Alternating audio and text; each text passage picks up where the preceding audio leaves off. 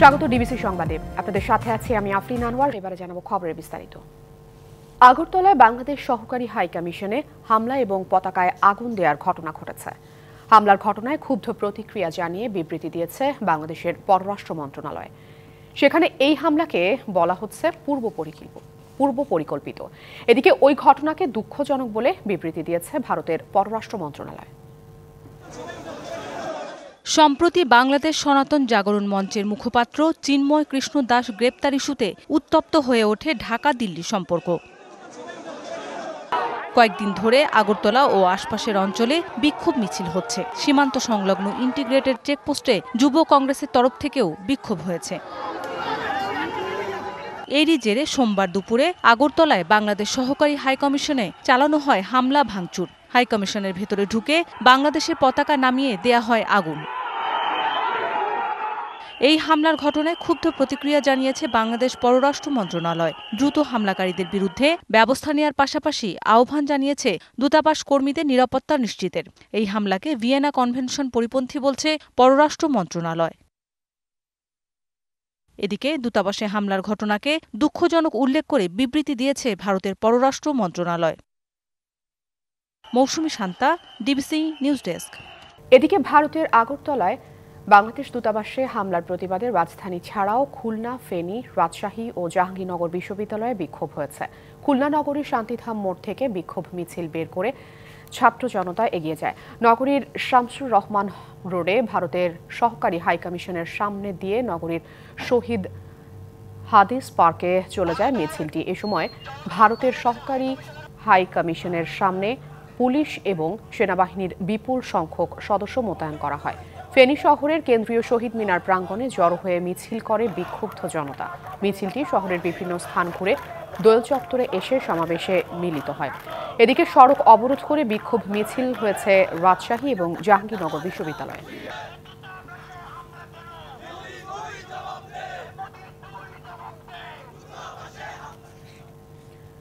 আগরতলায় বাংলাদেশ সহকারী হাইকমিশনে হামলার প্রতিবাদে ঢাকা বিশ্ববিদ্যালয় এলাকায় বিক্ষোভ করেছে বৈষম্য বিরোধী ছাত্র আন্দোলন সহ বিভিন্ন ছাত্র সংগঠন।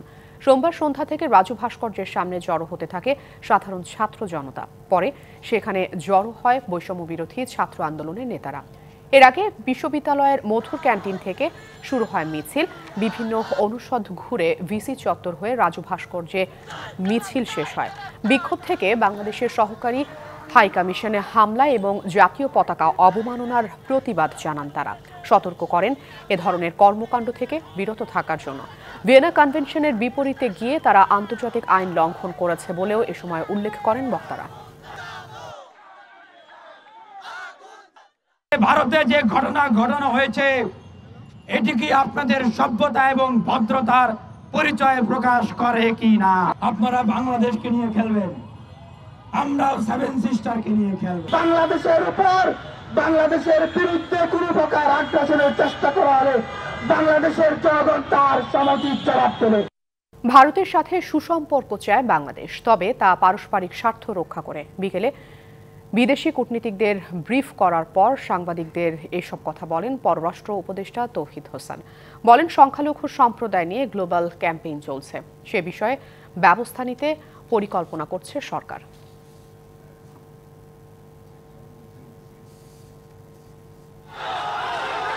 ইসকনের সাবেক নেতা চিন্ময় প্রভুকে গ্রেফতার এবং আদালত প্রাঙ্গণে আইনজীবী হত্যার পর থেকেই ধর্মীয় উত্তেজনা বাড়ে বাংলাদেশে। সরকারের দাবি, ভারতীয় গণমাধ্যম বাংলাদেশের বিরুদ্ধে ধারাবাহিক অপপ্রচার চালাচ্ছে। সোমবার বিকেলে ঢাকার বিভিন্ন দূতাবাসের রাষ্ট্রদূত এবং কর্মকর্তাদের এ বিষয়ে জানাতে ব্রিফ করা হয়। রাষ্ট্রীয় অতিথি ভবন পদ্মায় যুক্তরাষ্ট্র, যুক্তরাজ্য, ইউরোপীয় union, Canada, Pakistan, Bharat, Morocco, Germany, চীন, জাপান সহ বিভিন্ন দেশের রাষ্ট্রদূতরা অংশ নেন এবং প্রশ্ন করেন। পরে সাংবাদিকদের পররাষ্ট্র উপদেষ্টা বলেন, ভারতীয় গণমাধ্যমের বিভ্রান্তিকর প্রতিবেদন জনমনে উত্তেজনা তৈরি করছে। 5ই আগস্টের পরে ভারতের সাথে সম্পর্ক আগের মতো নেই, এটা স্বীকার করেই ভারতের সাথে সম্পর্ক এগিয়ে নিতে চায় বাংলাদেশ। আমরা ভারতের সাথে একটা স্বাভাবিক ভালো সুসম্পর্ক চাই, পরস্পরের স্বার্থ ঠিক রেখে। এখানে আসলে অন্তরের চেয়ে স্বার্থটা বেশি গুরুত্বপূর্ণ, এটা মনে রাখতে হবে। ভারত বাংলাদেশ উভয়ই আমি মনে করি সম্পর্ক এগিয়ে নেবে নিজেদের স্বার্থ এখন মেজার কিভাবে করবেন? ধরুন ভিসা বন্ধে আমাদের কিছু অসুবিধা হচ্ছে। সংখ্যালঘু সহ বিভিন্ন ইস্যুতে বর্তমান সরকারের বিরুদ্ধে একটি গ্লোবাল ক্যাম্পেইন চলছে। এই প্রসঙ্গ টেনে পররাষ্ট্র উপদেষ্টা বলেন, এ বিষয়ে সরকারের পরিকল্পনা রয়েছে। এটা কিন্তু একটা গ্লোবাল ক্যাম্পেইন চলছে, গ্লোবের সবাই যে পার্টিসিপেট করছে তা না, কিন্তু গ্লোবাল ক্যাম্পেইনটা চলছে কিন্তু একটা বিশেষ গোষ্ঠীর দ্বারা চেষ্টা করতেছে, সবখানে তারা হিট করার চেষ্টা করছে। সেটা আমাদের তাদের রিচ বেশি, এটা কোনো সন্দেহ। যারা এটা করছে তাদের রিচ আমাদের তুলনায় বেশি, আমাদেরকে তাদেরকে মোকাবেলা করতে হবে। রাষ্ট্রদূতরা যেসব প্রশ্ন করেছেন সেগুলোর সন্তোষজনক উত্তর পেয়েছেন বলেও দাবি করেন তৌহিদ হোসেন। আমরা তাদেরকে, আমার মনে হয় আমরা তাদেরকে অন্ততপক্ষে আমাদের যে অবস্থানটা সেটা পৌঁছে দিতে পেরেছি। ইশরাত জাহান উর্মি, ডিবিসি নিউজ, ঢাকা। যতবারই ছুঁই তোকে দিই যত্ন মাখা কোমল ছোঁয়া। এসিআই নিয়ে এলো কোকোনাট মিল্ক ও জাফরানের নির্যাস সমৃদ্ধ বেবি সফট বেবি লোশন, যা বাবুর ত্বকের আর্দ্রতা বজায় রাখে দীর্ঘক্ষণ। কোমল ছোঁয়া প্রতিবার, বেবি সফট।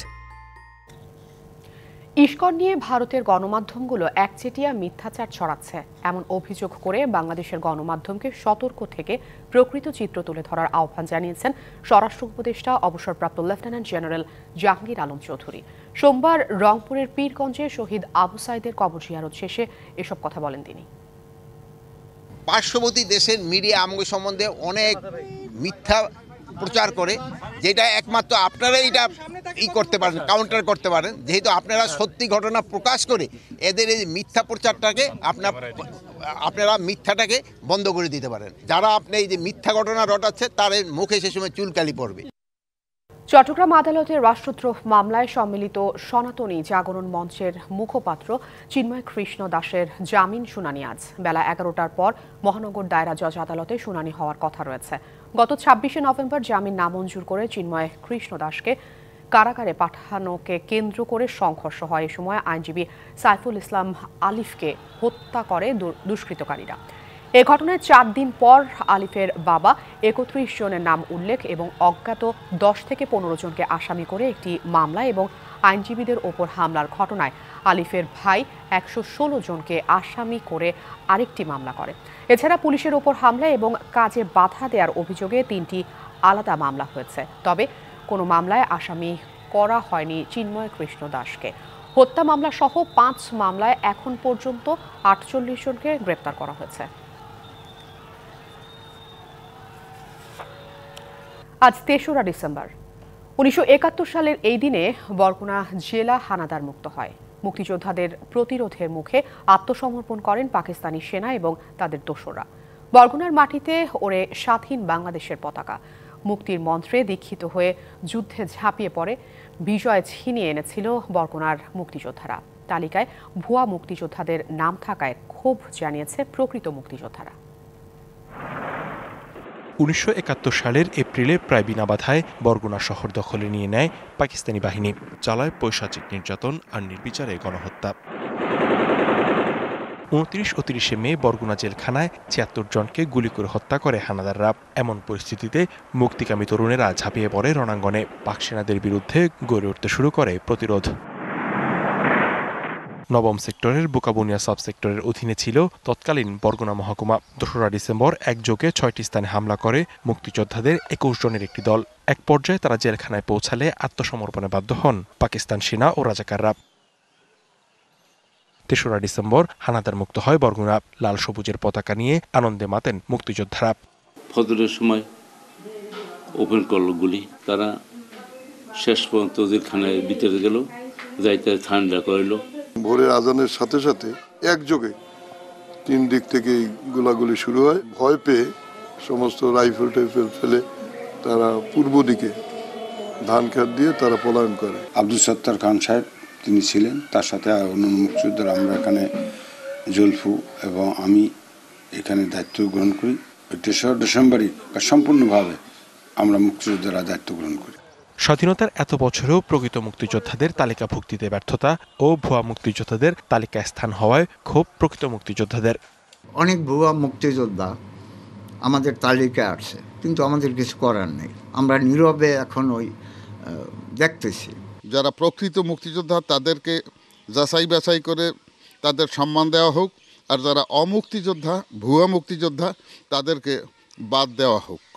দেশের জন্য জীবন বাজি রেখে যারা যুদ্ধ করেছিলেন তাদের চাওয়া পাওয়ার কিছু নেই। স্বপ্নের সোনার বাংলা উন্নতির শিখরে পৌঁছাবে, এমনটাই প্রত্যাশা। DBC news desk. বাংলাদেশের প্রেক্ষাপটে শিক্ষা, চাকরি বা নিরাপত্তা সকল ক্ষেত্রেই পিছিয়ে রয়েছে নারীরা। এই জনগোষ্ঠীর ভেতর আরও যোজন যোজন পিছিয়ে দৃষ্টিশক্তি প্রতিবন্ধী নারীরা। শিক্ষাঙ্গনে সামাজিক বা পারিবারিকভাবে নানা বঞ্চনার শিকার এই নারীরাও প্রতিদিন সংগ্রাম করছে একটু একটু করে এগিয়ে যাওয়ার। বিশ্ব প্রতিবন্ধী দিবসে থাকছে তাদেরই গল্প। রঙিন এই পৃথিবীর রং যারা কখনো দেখেননি তারাই বলতে পারবে এই জগৎটা কতটা অন্ধকার। সামাজিক বা শিক্ষাঙ্গনে প্রতিনিয়ত নতুন নতুন বাধার সম্মুখীন হয়েও এগিয়ে যাবার অদম্য ইচ্ছাশক্তি পোষণ করা এই নারীরা যেন এক একটি বনহি শিখা। প্রতিবন্ধী শব্দটাই যেন একান্ত পরিচয় না হয় সে লক্ষ্যে এগিয়ে যেতে সংগ্রাম করছেন তারা। শারীরিক প্রতিবন্ধকতার পাশাপাশি সড়কে নেই নিরাপত্তা, এসএসসির পর মেলে না ব্রেইল বই, পারিবারিক সামাজিক নানা বৈষম্য ছাপিয়ে কাজ করছেন নানান সেক্টরে। মানুষ পাওয়া যায় না রাস্তা পার করার সময় বা বাসে উঠারে দেওয়ার সময়। ক্লাস 10 পর্যন্ত ব্রেল বই স্বয়ংসম্পূর্ণ আছে, কিন্তু ইন্টারে যেমন ধরেন 2-1 সাবজেক্ট পাওয়া যায় বই, তাও পুরোপুরি পাওয়া যায় না। ক্লাস 5 থেকে যতগুলো বোর্ড এক্সাম ছিল প্রত্যেকটাই আমরা যে একজন শ্রুতি লেখক থাকে, আমরা বলি এবং সে শুনে লেখে। ব্রেইলে আসলে পরীক্ষা দেওয়ার কোনো সুযোগ নেই। শুধু শিক্ষা নয়, নিজেকে প্রতিষ্ঠিত করতেও তারা চেষ্টা করছেন সর্বোচ্চ। বিভিন্ন ট্রেনিং ও অ্যাপসের মাধ্যমে নিজেদের প্রতিবন্ধকতা জয় করছেন প্রতিনিয়ত। না দেখেই কাজগুলো করতে হয়, তো সেক্ষেত্রে আমি কিন্তু কম্পিউটারে আমার অফিসিয়াল কাজগুলো করে থাকি। সেটার জন্য আমাকে টেকনোলজির উপর ডিপেন্ড করতে হয়। নিরাপত্তা, চিকিৎসা, আর্থিক ও সামাজিকভাবে এই জনগোষ্ঠীকে এগিয়ে নিতে কাজ করছে বিভিন্ন সংগঠন। আইসিটির ব্যাপারটা বললাম, এটা মোর দেন 90% অথবা অল অ্যারাউন্ড 90%-এর মতো কাজ করা ওদের পক্ষে সম্ভব দৃষ্টি প্রতিবন্ধী। তখন আমরা আইসিটি ট্রেনিং প্রোভাইড করি। আমাদের নিজস্ব টেকনোলজি আছে, ঘরে বসে কাজ করে আয় করার ধারণা দেওয়া। এরকম স্পেশাল কিছু জিনিস আছে যেটা ওরা তৈরি করে লাইভলিহুড ডিল করতে পারে, কিছু ইনকাম জেনারেশন করা সম্ভব। প্রতিবন্ধীদের সুরক্ষায় 2019 সালে নীতিমালা প্রকাশ করা হলেও ভাতা কিংবা নিরাপত্তায় তেমন বাস্তবিক সরকারি কোনো উদ্যোগ না থাকায় রয়েই গেছে হতাশা। সুলতানা স্বর্ণা, ডিবিসি নিউজ, ঢাকা। মাদারীপুরে ফেলে দেয়া প্লাস্টিক বোতল প্রক্রিয়াজাত করে ফের বিক্রি করে স্বাবলম্বী হচ্ছেন মোহাম্মদ মাসুম হোসেন নামে এক উদ্যোক্তা। গড়ে তুলেছেন প্লাস্টিক রিসাইক্লিং কারখানা। উৎপাদিত পণ্য দেশীয় কারখানায় সরবরাহের পাশাপাশি রপ্তানি করা হচ্ছে বিদেশেও। এতে একদিকে যেমন কমছে পরিবেশ দূষণ, অন্যদিকে স্থানীয় পর্যায়েও সৃষ্টি হচ্ছে কর্মসংস্থানের। 2014 সালের কথা। জেলার কালকিনি উপজেলার মোহাম্মদ মাসুম হোসেনের হাতে মাত্র 14 লাখ টাকা পুঁজি। তা দিয়ে মাদারীপুরের ঢাকা বরিশাল মহাসড়কের পাশে প্লাস্টিকের বর্জ্য রিসাইকেলের কাজ। নিষ্ঠা ও একাগ্রতার সাথে কাজ করে অল্পদিনেই গড়ে তোলেন মেসার্স আফিফ প্লাস্টিক হাউস নামের একটি প্লাস্টিক বর্জ্য রিসাইকেল কারখানা। কারখানায় প্রথমে স্থানীয় বিভিন্ন ভাঙাড়ির দোকান থেকে সংগ্রহ করা হয় ফেলে দেয়া প্লাস্টিকের বোতল। বিভিন্ন প্রক্রিয়া শেষে উৎপাদিত রিসাইকেলড প্লাস্টিকের কুচি দেশের বিভিন্ন প্লাস্টিক কারখানায় সরবরাহের পাশাপাশি রপ্তানি হচ্ছে বিদেশেও। বর্তমানে সেখানে কাজ করছেন প্রায় 60 জন শ্রমিক, যেখানে কাজ করে স্বাবলম্বী হয়েছেন গ্রামের নারীরা। আমরা এই যে 30 থেকে 40 জন লোক আছি, পুরুষ মহিলা মিলে আমরা কাজকাম করে ভালো আছি। যারা পুরান তাদের 7,000, আর যারা নতুন তাদের 6,500। আমাদের এই ফ্যাক্টরি দিয়ে আমাদের অনেক উপকার হতে। আপনাদের কাজ করে আমার সংসার চালাইতেছি, মেয়েরা আমি আইএ করেছি, ছেলেরা এটে পড়ে। প্রতি মাসে প্রায় 1 লাখ মেট্রিক টন ডলার মূল্যের পণ্য বিদেশে রপ্তানি করা হয়। সরকারি সুবিধা পেলে আগামীতে বড় পরিসরে কারখানা প্রতিষ্ঠার স্বপ্ন মাসুমের। আমার প্রতি মাসে অলমোস্ট 50 থেকে 80 বা 1 লক্ষ টাকা ইনকাম হচ্ছে এখানে প্রতি মাসে। সরকার যদি আমাদেরকে কোনো প্রণোদনা দেয় সেই ক্ষেত্রে আমাদের জন্য এই পরিবেশের জন্য সহায়ক হবে। মাসুমকে অনুসরণ করে অনুপ্রাণিত হচ্ছেন অনেকে। তাদেরকেও সরকারিভাবে আর্থিক সুযোগ সুবিধা দেওয়ার দাবি এলাকাবাসীর। DBC news desk. আর মাত্র কদিন হেমন্তকালের অগ্রহায়ণ মাস শেষ হয়ে বাংলায় শুরু হবে শীতকাল। হাওয়া লাগবে আমলকির ডালে ডালে পাতায় পাতায়। যদিও শুষ্ক প্রকৃতি শীতের ছোঁয়ায় রুক্ষ হয়ে উঠবে, তবুও গ্রীষ্মপ্রধান এই দেশে শহরে মানুষ পাবে নতুন প্রাণ। শহর থেকে গ্রামে নব নব আয়োজনে হবে শীতের বরণ।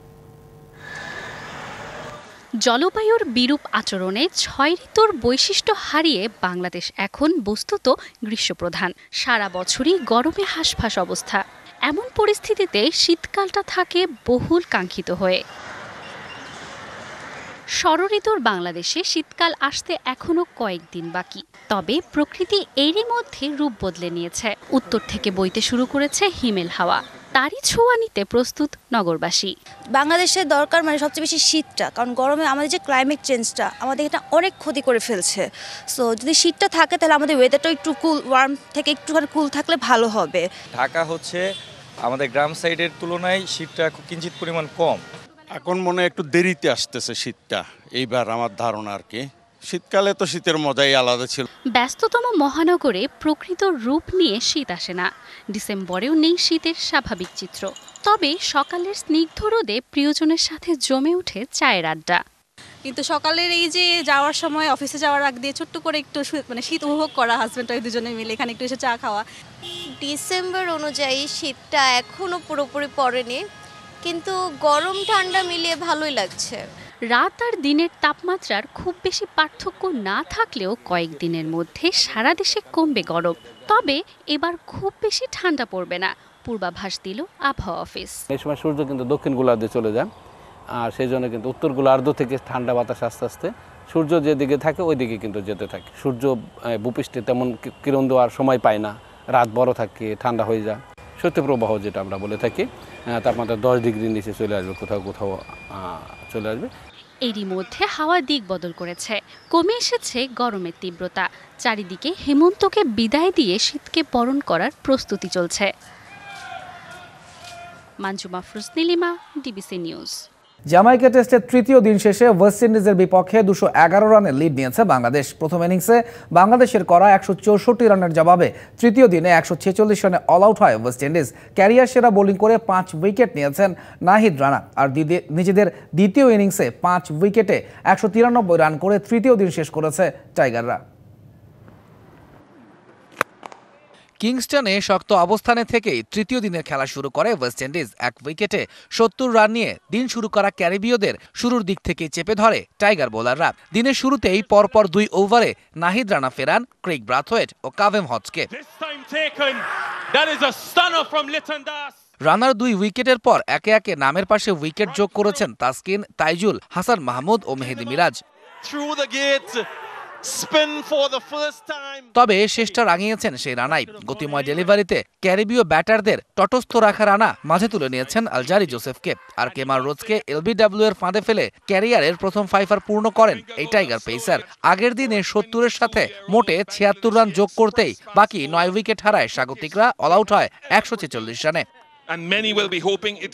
18 রানের লিড নিয়ে নিজেদের দ্বিতীয় ইনিংস শুরু করে বাংলাদেশ। তবে স্কোরবোর্ডে কোনো রান যোগ করার আগেই সাজঘরে ফেরেন মাহমুদুল জয়।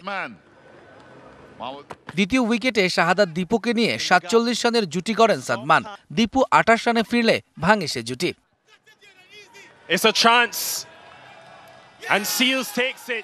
তৃতীয় উইকেটে সাদমানকে সাথে নিয়ে মিরাজের সাহসী ব্যাটিং লিড বাড়ায় দ্রুতই। এই জুটি থেকে আসে 70 রান। 4 রানের জন্য অর্ধশতক মিস করেন সাদমান আর 42 রানের ইনিংস খেলেন মিরাজ।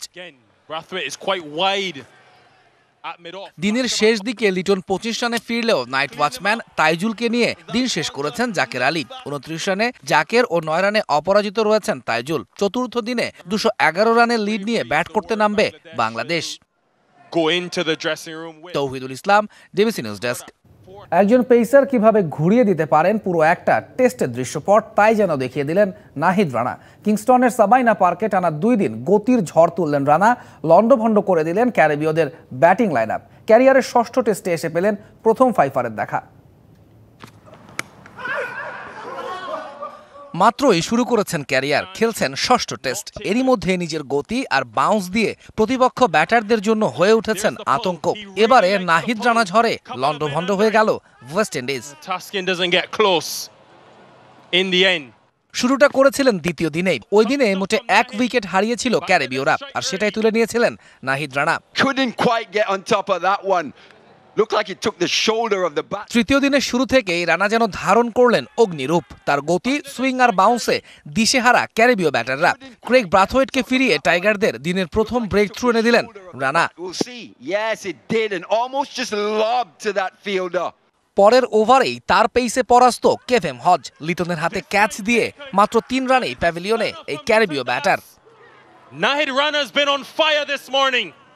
রানার চতুর্থ শিকার আলজারি জোসেফ। ক্যারিবীয় ইনিংসের শেষটাও হয় রানার হাত ধরেই। কেমার রোচকে এলবিডব্লিউ এর ফাঁদে ফেলে পূর্ণ করেন ক্যারিয়ারের প্রথম 5 বেশি কিছু ট্রাই করি নাই, জাস্ট চেষ্টা করছি ব্যাটসম্যানকে রুম না দিয়ে লাইন টু লাইন কেমনে বোলিং করা যায় এবং কোন সিচুয়েশনে কোন ব্যাটসম্যানকে কীভাবে বোলিং করা যায় সেই বোলিংটা করার চেষ্টা করছি। যে ক্যারিবীয়রা দ্বিতীয় দিনে স্বপ্ন দেখছিল বড় লিডের নাহিদ রানার গতির ঝড়ে, তারাই অল আউট 146 রানে। এখন পর্যন্ত 6 টেস্টে 10 ইনিংস বল করে রানা তুলে নিয়েছেন 19 উইকেট। তবে উইকেট ছাপিয়ে আলোচনার কেন্দ্রবিন্দুতে এখন এই টাইগার পেসারের ভয়ঙ্কর সুন্দর গতি। তৌহিদুল ইসলাম, ডিবিসি নিউজ ডেস্ক। মেহেদী হাসান মিরাজকে অধিনায়ক করে ওয়েস্ট ইন্ডিজের বিপক্ষে 3 ম্যাচের ওয়ানডে সিরিজের জন্য 15 সদস্যের দল ঘোষণা করেছে বিসিবি। অনুমেয়ভাবেই ইনজুরির কারণে দলে নেই নাজমুল শান্ত, মুশফিকুর রহিম ও তাওহিদ হৃদয়। সবশেষ ওয়ানডে দল থেকে বাদ পড়েছেন জাকির হাসান। 1 বছর পর ফিরলেন আফিফ। ক্যারিবীয়দের বিপক্ষে ওয়ানডে সিরিজে ভালো করার প্রত্যয় ব্যক্ত করে দেশ ছেড়েছেন ওয়ানডে দলের সদস্যরা। ওয়েস্ট ইন্ডিজের বিপক্ষে ওয়ানডে সিরিজের জন্য অনেকটা অনুমেয় দলই ঘোষণা করেছে বাংলাদেশ ক্রিকেট বোর্ড। গ্রেন ইনজুরিতে এই সিরিজ মিস করছেন শান্ত, তাই টেস্টের পর ওয়ানডে সিরিজেও অধিনায়কের দায়িত্ব থাকছে মিরাজের কাঁধেই। দলের আরেক সিনিয়র ক্যাম্পেইনার মুশফিকুর রহিমও ছিটকে গেছেন আঙুলের ইনজুরিতে। তবে দলে রয়েছেন আরেক অভিজ্ঞ ক্রিকেটার মাহমুদুল্লাহ রিয়াদ। সবশেষ ওয়ানডে দলে থাকা জাকির হাসানকে রাখা হয়নি ক্যারিবীয়দের বিপক্ষে ওয়ানডে সিরিজের জন্য। দীর্ঘ 1 বছর পর টাইগার জার্সিতে ফিরেছেন আফিফ হোসেন। কৃতিত্বকালীন ছুটিতে থাকায় স্কোয়াডে নেই কাটার মাস্টার মুস্তাফিজ। তার জায়গায় ডাক পেয়েছেন তানজিম হাসান সাকিব। আফগানদের বিপক্ষে দারুণ অভিষেক হওয়া নাহিদ রানা ধরে রেখেছেন জায়গা। দলের বাকি সদস্যরা হলেন লিটন দাস, তানজিদ হাসান তামিম, সৌম্য সরকার, পারভেজ ইমন, জাকির আলী, রিশাদ হোসেন, নাসুম আহমেদ, তাসকিন আহমেদ, হাসান মাহমুদ ও শরীফুল ইসলাম। 3 ম্যাচের ওয়ানডে সিরিজ সামনে রেখে এরই মধ্যে ঢাকা ছেড়েছেন ওয়ানডে দলের বাকি সদস্যরা। 50 ওভারের ক্রিকেটে ক্যারিবীয়দের বিপক্ষে ভালো করার প্রত্যয় তানজিদ তামিমের। তো এর আগেও আমরা ওয়ার্ল্ড কাপ খেলছি ওখানে, তো মানে ভালো করারই লক্ষ্য থাকবে, চেষ্টা করবো যাতে শুরুটা আমাদের ভালো করতে পারি। অ্যাবিলিটি নিয়ে কারো কোনো কোশ্চেনে আমরা এর থেকে ভালো করতে পারি। তো আমি যেটা প্রথমে বলছি যে সবার যদি সবার রেসপন্সিবিলিটিসটা নেই তাহলে আশা করি যে ভালো কিছু করা সম্ভব। আপাতত আন্তর্জাতিক ক্রিকেট খেলার মতো মানসিক অবস্থায় নেই সাকিব আল হাসান, এমনটাই জানিয়েছিলেন বিসিবি সভাপতি। তার একদিন পরই সাকিবকে ছাড়াই ওয়ানডে সিরিজের জন্য দল ঘোষণা করল বিসিবি। তৌহিদুল ইসলাম, ডিবিসি নিউজ ডেস্ক। আজ থেকে মাঠে গড়াচ্ছে ঘরোয়া ফুটবলের অন্যতম টুর্নামেন্ট ফেডারেশন কাপ ফুটবল। তবে কুমিল্লায় শহীদ ধীরেন্দ্রনাথ দত্ত স্টেডিয়ামের আউটফিল্ডের মান নিয়ে নাখোশ ক্লাবগুলো দুষছে ফেডারেশনকে। বসুন্ধরা কিংস ও ব্রাদার্স ইউনিয়নের ম্যাচ কুমিল্লায়, আর ময়মনসিংহে বাংলাদেশ পুলিশের মুখোমুখি হবে ফর্টিস এফসি। ঘরোয়া ফুটবলের গুরুত্বপূর্ণ টুর্নামেন্ট ফেডারেশন কাপ মাঠে গড়াতে বাকি আর মাত্র কয়েক ঘন্টা, অথচ কুমিল্লার শহীদ ধীরেন্দ্রনাথ দত্ত স্টেডিয়ামে এখনও চলছে আউটফিল্ড সংস্কারের কাজ। ঘরোয়া ফুটবলে মাঠের অভাব বরাবরই, সে কারণে মাসখানিক পেছানো হয় 2024-25 মৌসুম, কিন্তু তারপরেও প্রস্তুত হয়নি কুমিল্লা স্টেডিয়ামের মাঠ। মঙ্গলবার যেখানে বসুন্ধরা কিংস আর ব্রাদার্স ইউনিয়নের খেলা, যতগুলি ভেন্যুই খেলা হয়েছে সেই কয়টা ভেন্যুর অবস্থা একটাও মানে মানসম্মত না, এক্সেপ্ট বসুন্ধরার এরিনার মাঠের যে অবস্থা সেটার তুলনায় আগে থেকে ক্লাবগুলোকে নিয়ে বসে যদি এই সেটেলমেন্টে যেত তাহলে আমার মনে হয় এত কথা হতো না। আমরা চাচ্ছি যে মাঠ এবং পরিবেশ অনুযায়ী আমাদের টিমকে খেলানো, সেই জন্য আমাদের টিমকে একটা প্রপার ফিলোসফি দিয়ে আমরা টিমকে এগিয়ে নিয়েছি। জানা গেছে এই ভেন্যু পেতে অনেক আগেই কুমিল্লা ডিএফএ ও ডিএস এর কাছে বাফুফে মাঠ চাইলেও তাতে কর্ণপাত করেনি স্থানীয় কর্তারা, উল্টো দেখিয়েছেন নানা অজুহাত। তাই সমস্যা নিরসনে হস্তক্ষেপ করতে হয়েছে বাফুফের সভাপতি তাবিদ আওয়ালকেই। 80% কাজ আমাদের আগে গেছে, বাকিটা রাত্রি আমাদের এবং কালকে দিনে খেলার উপযোগী হয়ে যাবে। আশা করি এটা নিয়ে কোনো সমস্যা হবে না। একই দিন ফেডারেশন কাপের অপর ম্যাচে ময়মনসিংহের রফিকউদ্দিন আহমেদ ভূঁইয়া স্টেডিয়ামে পুলিশ এফসির মুখোমুখি হবে ফর্টিজ এফসি। এই মাঠের মান নিয়েও আছে দলগুলোর সংশয়।